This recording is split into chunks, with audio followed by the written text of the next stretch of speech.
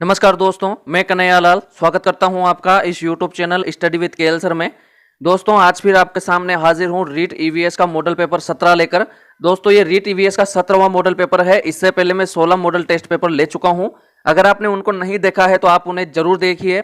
उसका लिंक आपको इस वीडियो के आई बटन पर, साथ ही डिस्क्रिप्शन में प्ले लिस्ट मिल जाएगी और इस जगह भी आपको प्ले लिस्ट का लिंक मिल जाएगा। दोस्तों इस टेस्ट में कुल 30 प्रश्न है जो कि रीट लेवल 1 ईवीएस की दृष्टि से बहुत महत्वपूर्ण है। अगर आप 30 में से 20 या 20 से ऊपर सही करते हो तो यकीन मानिए आपकी तैयारी बहुत बढ़िया है। तो अंत तक बने रहिए और आखिर में कमेंट में जरूर बताकर जाइए कि आपके कितने सही हुए और आपको प्रश्न कैसे लगे। चलिए दोस्तों वीडियो को शुरू करते हैं। अगर आप चैनल पर नए हैं तो बिल्कुल चैनल को सब्सक्राइब करके बेल आइकन प्रेस कर लीजिए ताकि आने वाली वीडियो की नोटिफिकेशन आपको मिल सके। और दोस्तों वीडियो को ज्यादा से ज्यादा लाइक और ज्यादा से ज्यादा शेयर करना है। चलिए दोस्तों पहला प्रश्न है, प्रायोजना विधि में कितने मुख्य सोपान होते हैं? 3, 8, 5, 6। तो बताइए इस प्रश्न का सही उत्तर क्या है? दोस्तों इस प्रश्न का सही उत्तर है विकल्प नंबर डी 6। प्रायोजना विधि में मुख्य रूप से 6 सोपान है। चलिए दोस्तों अगला प्रश्न है प्रश्न नंबर 2। पर्यावरण अध्ययन की विषय वस्तु में शामिल नहीं किया जाता है मृदा संरक्षण को, जल संरक्षण को, राजनीतिक संरक्षण को, वन संरक्षण को। तो बताइए इस प्रश्न का सही उत्तर क्या है? दोस्तों इस प्रश्न का सही उत्तर है विकल्प नंबर सी, राजनीतिक संरक्षण को। चलिए अगला प्रश्न है प्रश्न नंबर 3। छोटी कक्षाओं में पर्यावरण अध्ययन विषय में रुचि उत्पन्न करने के लिए पढ़ाने का तरीका होना चाहिए? आगमन, निगमन, रटने का, मनोरंजन एवं खेल संबंधी। तो बताइए इस प्रश्न का सही उत्तर क्या है? दोस्तों इस प्रश्न का सही उत्तर है विकल्प नंबर डी, मनोरंजन एवं खेल संबंधी तरीका होना चाहिए। जो छोटी कक्षाएं हैं उनमें मनोरंजन और खेल संबंधी होना चाहिए। अगला प्रश्न है प्रश्न नंबर 4। निम्नलिखित में से कौन सी विशेषता एक अच्छे शिक्षण की नहीं है? अच्छा शिक्षण लोकतांत्रिक होता है, अच्छा शिक्षण क्रिया आधारित होता है, अच्छा शिक्षण मूल्य आधारित होता है, अच्छा शिक्षण सुव्यवस्थित निश्चित उद्देश्य युक्त होता है। तो बताइए इस प्रश्न का सही उत्तर क्या है? दोस्तों इस प्रश्न का सही उत्तर है विकल्प नंबर 1, अच्छा शिक्षण लोकतांत्रिक होता है। ये जो वाक्य है, ये कथन है, ये अच्छे शिक्षण की विशेषता नहीं है। चलिए दोस्तों अगला प्रश्न है प्रश्न नंबर 5। देश में बाल विवाह को समाप्त करने का सर्वाधिक उपयुक्त उपाय है? आर्थिक सहायता करके, शिक्षा का व्यापक प्रसार करके, रोजगार के अवसरों में वृद्धि करके, बाल विवाह निरोध कानूनों का निर्माण करके। तो बताइए इस प्रश्न का सही उत्तर क्या है? दोस्तों इस प्रश्न का सही उत्तर है विकल्प नंबर बी, शिक्षा का प्रसार करके। शिक्षा के प्रसार के द्वारा ही हम बाल विवाह को खत्म कर सकते हैं। अगला प्रश्न है दोस्तों प्रश्न नंबर 6। ओखा रानी का महल किस दुर्ग में स्थित है? कुंभलगढ़, अचलगढ़, चित्तौड़गढ़, गागरोन। तो बताइए इस प्रश्न का सही उत्तर क्या है? दोस्तों इस प्रश्न का सही उत्तर है विकल्प नंबर बी, अचलगढ़। जो अचलगढ़ का किला है सिरोही में, वहां पर ओखा रानी का महल स्थित है। अगला प्रश्न है दोस्तों प्रश्न नंबर 7। निम्नलिखित को सुमेलित कीजिए। कल्की मंदिर ब्यावर अजमेर, बल्लाड़ का जैन मंदिर जालोर, मीरा मंदिर जयपुर और ओपरेश्वर मंदिर चित्तौड़गढ़। विकल्प है 2, 4, 3, 1, 3, 1, 4, 2, 1, 2, 3, 4 और 4, 3, 2, 1। तो बताइए इस प्रश्न का सही उत्तर क्या है? दोस्तों अपन देखते हैं तो अपन अच्छी तरह जानते हैं कि जो मीरा मंदिर है वो चित्तौड़गढ़ में है। तो तीसरे जो सी है उसमें 4 देखिए, सी में 4 केवल एक विकल्प में है, बी वाले में, बाकी किसी में भी सी में 4 नहीं है। तो दोस्तों यही अपना आंसर है। ए में 3 यानी कि कल्की मंदिर जयपुर, बी में 1 बल्लाड़ का जैन मंदिर ब्यावर अजमेर, मीरा मंदिर चित्तौड़ में और ओपरेश्वर मंदिर जालोर बचा। तो इस प्रकार से विकल्प नंबर बी सही होगा, 3, 1, 4, 2। अगला प्रश्न है दोस्तों प्रश्न नंबर 8। भूरी क्रांति का संबंध है तिलहन उत्पादन से, खाद्य प्रसंस्करण से, रेशम कीट पालन से, मधुमक्खी पालन से। तो बताइए इस प्रश्न का सही उत्तर क्या है? दोस्तों इस प्रश्न का सही उत्तर है विकल्प नंबर बी, खाद्य प्रसंस्करण से भूरी क्रांति का संबंध है। अगला प्रश्न है दोस्तों प्रश्न नंबर 9। राजस्थान की प्रथम औद्योगिक नीति कब घोषित की गई थी? मार्च 1977, जून 1978, दिसंबर 1980, जून 1991। तो बताइए इस प्रश्न का सही उत्तर क्या है? दोस्तों इस प्रश्न का सही उत्तर है विकल्प नंबर बी, जून 1978। इस समय राजस्थान की प्रथम औद्योगिक नीति घोषित की गई थी। अगला प्रश्न है दोस्तों प्रश्न नंबर 10। जैसलमेर के राजा राणक देव भाटी से युद्ध करते हुए कौन से लोक देवता वीर गति को प्राप्त हुए थे? मेहा मांगलिया जी, हड़बू जी, तेजा जी, बाबू जी। तो बताइए इस प्रश्न का सही उत्तर क्या है? दोस्तों इस प्रश्न का सही उत्तर है विकल्प नंबर 1, मेहा जी मांगलिया। अगला प्रश्न है दोस्तों प्रश्न नंबर 11। किस शासक का काल मेवाड़ चित्रकला शैली का स्वर्णकाल कहा जाता है? महाराणा अमर सिंह, जगत सिंह प्रथम, राणा उदय सिंह, राणा कुंभा। तो बताइए इस प्रश्न का सही उत्तर क्या है। दोस्तों इस प्रश्न का सही उत्तर है विकल्प नंबर बी, जगत सिंह प्रथम। जगत सिंह प्रथम का जो काल है वो मेवाड़ी चित्रकला शैली का स्वर्ण काल कहा जाता है। जगत सिंह प्रथम ने चित्तेरोरी ओवरी का निर्माण करवाया था, जिसे तस्वीरारों कारखानों भी कहा जाता है। अगला प्रश्न है दोस्तों प्रश्न नंबर 12, राजस्थान की एकमात्र देवी कौन सी है जिसकी पीठ पर श्रृंगार किया जाता है। शीला देवी जयपुर, शीतला माता बारां, ब्रह्माणी माता बारां और नकटी माता जयपुर। तो बताइए इस प्रश्न का सही उत्तर क्या है। दोस्तों इस प्रश्न का सही उत्तर है विकल्प नंबर सी, ब्रह्माणी माता बारां। यहां पर सही आंसर होगा। ब्रह्माणी माता जो सोरसन बारां में है, इसकी पीठ की पूजा होती है। अगला प्रश्न है दोस्तों प्रश्न नंबर 13, एक शिक्षक को सदाचारी होना अति आवश्यक है क्योंकि शिक्षक राष्ट्र निर्माता है, इससे शिक्षण प्रभावित होता है, इससे समाज में प्रतिष्ठा बढ़ती है, शिक्षक विद्यार्थियों के लिए अनुकरणीय होता है। तो बताइए इस प्रश्न का सही उत्तर क्या है।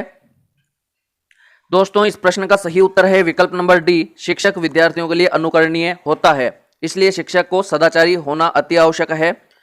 अगला प्रश्न है दोस्तों प्रश्न नंबर 14, निम्नलिखित में से कौन सा कथन सही है। चार्ट एवं ग्राफ श्रव्य दृश्य सामग्री है, श्रव्य दृश्य सामग्री छात्रों के लिए उपयोगी है, चार्ट का प्रयोग केवल सामाजिक विज्ञान में किया जाता है, शिक्षण में कुशलता के लिए श्रव्य दृश्य सामग्री महत्वपूर्ण नहीं है। तो बताइए इस प्रश्न का सही उत्तर क्या है। दोस्तों इस प्रश्न का सही उत्तर है विकल्प नंबर बी, श्रव्य दृश्य सामग्री छात्रों के लिए उपयोगी है, यह कथन सही होगा। अगला प्रश्न है दोस्तों प्रश्न नंबर 15, भारतीय संविधान के किस अनुच्छेद में मौलिक कर्तव्यों की चर्चा की गई है। अनुच्छेद 50A, अनुच्छेद 51A, अनुच्छेद 49A, अनुच्छेद 52A। तो बताइए इस प्रश्न का सही उत्तर क्या है।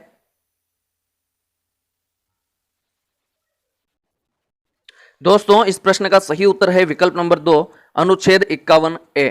इसमें मौलिक कर्तव्यों की चर्चा की गई है। अगला प्रश्न है दोस्तों प्रश्न नंबर 16, मूल्यांकन का उद्देश्य है केवल परीक्षा करवाना, केवल प्रश्न पत्र बनवाना, अधिगमकर्ता की उपलब्धि जानना एवं सुधार लाना, अनुशासन बनाए रखना। तो बताइए इस प्रश्न का सही उत्तर क्या है। दोस्तों इस प्रश्न का सही उत्तर है विकल्प नंबर सी, अधिगमकर्ता की उपलब्धि जानना एवं सुधार लाना, सही आंसर होगा। अगला प्रश्न है दोस्तों प्रश्न नंबर 17, निम्न में से कौन सी विधि समय की बचत करती है। कम उपकरणों द्वारा ही अध्यापक प्रयोग करके दिखा देता है, शिक्षक स्वयं प्रयोग करता है अतः समय भी कम लगता है, प्रयोग विधि, प्रयोग प्रदर्शन विधि और सहयोग प्रदर्शन विधि। तो बताइए इस प्रश्न का सही उत्तर क्या है। दोस्तों इस प्रश्न का सही उत्तर है विकल्प नंबर बी, प्रयोग प्रदर्शन विधि। यहां पर सही आंसर होगा प्रयोग प्रदर्शन विधि। चलिए दोस्तों अगला प्रश्न है प्रश्न नंबर 18, पर्यावरण शिक्षा का उद्देश्य है प्रकृति का अद्यतन ज्ञान, जनसंख्या के प्रति जागरूकता, पर्यावरण के प्रति वैज्ञानिक ज्ञान और सूचना प्रदान करना। तो बताइए इस प्रश्न का सही उत्तर क्या है। दोस्तों इस प्रश्न का सही उत्तर है विकल्प नंबर ए, प्रकृति का अद्यतन ज्ञान। दोस्तों अगर छात्रों को प्रकृति का वर्तमान समय का ज्ञान होगा तो उनको पता होगा कि पर्यावरणीय समस्याएं चल रही है, तो उनको उनसे संबंधित उनकी सोच विकसित होगी और पर्यावरण को दूषित से शुद्ध करने में अपना योगदान दे सकते हैं। तो प्रकृति को अद्यतन, आज का प्रकृति का वर्तमान समय का छात्रों को ज्ञान होना चाहिए, यह पर्यावरण शिक्षा का उद्देश्य है, ताकि सभी पर्यावरण की समस्याओं को सुलझाने में सहयोग करें। अगला प्रश्न है दोस्तों प्रश्न नंबर 19, एकल परिवार वह है जिसमें केवल अविवाहित बच्चे रहते हैं, केवल माता पिता रहते हैं, माता पिता, अविवाहित बच्चे एवं दादा दादी रहते हैं, केवल माता पिता व अविवाहित बच्चे रहते हैं। तो बताइए इस प्रश्न का सही उत्तर क्या है। दोस्तों इस प्रश्न का सही उत्तर है विकल्प नंबर डी, केवल माता पिता व अविवाहित बच्चे रहते हैं। अगला प्रश्न है दोस्तों प्रश्न नंबर 20, यूनिसेफ द्वारा प्रतिवर्ष बाल श्रम निरोध दिवस मनाया जाता है 8 मार्च, 1 मई, 12 जून, 30 मई। तो बताइए इस प्रश्न का सही उत्तर क्या है। दोस्तों इस प्रश्न का सही उत्तर है विकल्प नंबर 3, 12 जून। यूनिसेफ द्वारा प्रतिवर्ष बाल श्रम निषेध दिवस 12 जून को मनाया जाता है। चलिए दोस्तों अगला प्रश्न है प्रश्न नंबर 21, राजस्थान में नेवलों की पूजा की जाती है श्रावण शुक्ला नवमी, श्रावण कृष्णा नवमी, भाद्रपद कृष्णा नवमी और श्रावण भाद्रपद शुक्ला नवमी। तो बताइए इस प्रश्न का सही उत्तर क्या है। दोस्तों इस प्रश्न का सही उत्तर है विकल्प नंबर ए, श्रावण शुक्ला नवमी। श्रावण शुक्ला नवमी को नेवलों की पूजा की जाती है। चलिए दोस्तों अगला प्रश्न है प्रश्न नंबर 22, मानव में लाल रक्त कणिकाओं का निर्माण होता है यकृत में, हृदय में, तिल्ली में, अस्थि मज्जा में। तो बताइए इस प्रश्न का सही उत्तर क्या है। दोस्तों इस प्रश्न का सही उत्तर है विकल्प नंबर डी, अस्थि मज्जा में। मानव में लाल रक्त कणिकाओं का निर्माण अस्थि मज्जा में होता है। अगला प्रश्न है दोस्तों प्रश्न नंबर 23, भोजन में आयोडीन की कमी से होने वाला रोग है मधुमेह, गोइटर, टिटेनी, क्रेटिनिज्म। तो बताइए इस प्रश्न का सही उत्तर क्या है। दोस्तों इस प्रश्न का सही उत्तर है विकल्प नंबर बी, गोइटर। आयोडीन की कमी से होने वाला रोग गोइटर है। अगला प्रश्न है दोस्तों प्रश्न नंबर 24, किस मेले को शहर या जनजाति का कुंभ कहा जाता है? बेणेश्वर मेला, सीताबाड़ी मेला, फूलडोल मेला, सीता माता मेला। तो बताइए इस प्रश्न का सही उत्तर क्या है? दोस्तों इस प्रश्न का सही उत्तर है विकल्प नंबर बी, सीताबाड़ी मेला। सीताबाड़ी मेले को शहर या जनजाति का कुंभ कहा जाता है। 25वां प्रश्न है, किस ग्रह को शाम का तारा कहा जाता है? शुक्र, मंगल, पृथ्वी, बुध। तो बताइए इस प्रश्न का सही उत्तर क्या है? दोस्तों इस प्रश्न का सही उत्तर है विकल्प नंबर 1, शुक्र। शुक्र को शाम का तारा कहा जाता है, भोर का तारा भी कहा जाता है। अगला प्रश्न है दोस्तों प्रश्न नंबर 26, 1 किलोग्राम पदार्थ का ताप 1 सेंटीग्रेड बढ़ाने हेतु आवश्यक उष्मा कहलाती है? संगणन उष्मा, पदार्थ की गुप्त उष्मा, पदार्थ की विशिष्ट उष्मा, पदार्थ की गलन उष्मा। तो बताइए इस प्रश्न का सही उत्तर क्या है? दोस्तों इस प्रश्न का सही उत्तर है विकल्प नंबर सी, पदार्थ की विशिष्ट उष्मा सही आंसर होगा।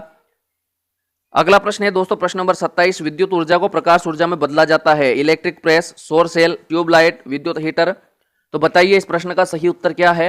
दोस्तों इस प्रश्न का सही उत्तर है विकल्प नंबर सी, ट्यूबलाइट। ट्यूबलाइट से विद्युत ऊर्जा को प्रकाश ऊर्जा में बदला जाता है। अगला प्रश्न है दोस्तों प्रश्न नंबर 28, राष्ट्रीय झील संरक्षण योजना के तहत झील शामिल नहीं है? नक्की झील माउंट आबू, पिछोला झील उदयपुर, मानसागर झील जयपुर और सांभर झील जयपुर। तो बताइए इस प्रश्न का सही उत्तर क्या है? दोस्तों इस प्रश्न का सही उत्तर है विकल्प नंबर डी, सांभर झील जयपुर, जो है झील संरक्षण परियोजना के तहत इसको शामिल नहीं किया गया है। अगला प्रश्न है दोस्तों प्रश्न नंबर 29, राजस्थान का दूसरा सबसे बड़ा सोलर पार्क नोखा कहाँ स्थित है किया जा रहा है? वह इसकी क्षमता है Bikaner 950 megawatt, Jaisalmer 980 megawatt, Jodhpur 955 megawatt और गंगानगर 750 मेगावाट। तो बताइए इस प्रश्न का सही उत्तर क्या है? दोस्तों इस प्रश्न का सही उत्तर है विकल्प नंबर ए, बीकानेर 950 मेगावाट। अपन जानते हैं नोखा जो है बीकानेर में है और यहाँ पर विकल्प में बीकानेर केवल ए में है, तो अपना सही आंसर यही हो जाएगा। चलिए दोस्तों अगला और आखिरी 30वां प्रश्न। उससे पहले अगर आपने वीडियो को लाइक नहीं किया है तो वीडियो को लाइक और शेयर कर दीजिए, साथ ही चैनल को सब्सक्राइब कर लीजिए। 30वां प्रश्न है, लाल लोमी मृदा राजस्थान के किन जिलों में मिलती है? सिरोही, पाली, बूंदी कोटा, डूंगरपुर बांसवाड़ा, भीलवाड़ा, अजमेर। तो बताइए इस प्रश्न का सही उत्तर क्या है? दोस्तों इस प्रश्न का सही उत्तर है विकल्प नंबर सी, डूंगरपुर बांसवाड़ा। लाल लोमी मृदा डूंगरपुर बांसवाड़ा में पाई जाती है। चलिए दोस्तों आज के लिए इतना ही, मिलते हैं जल्दी ही नए वीडियो में नए टेस्ट के साथ, तब तक के लिए नमस्कार।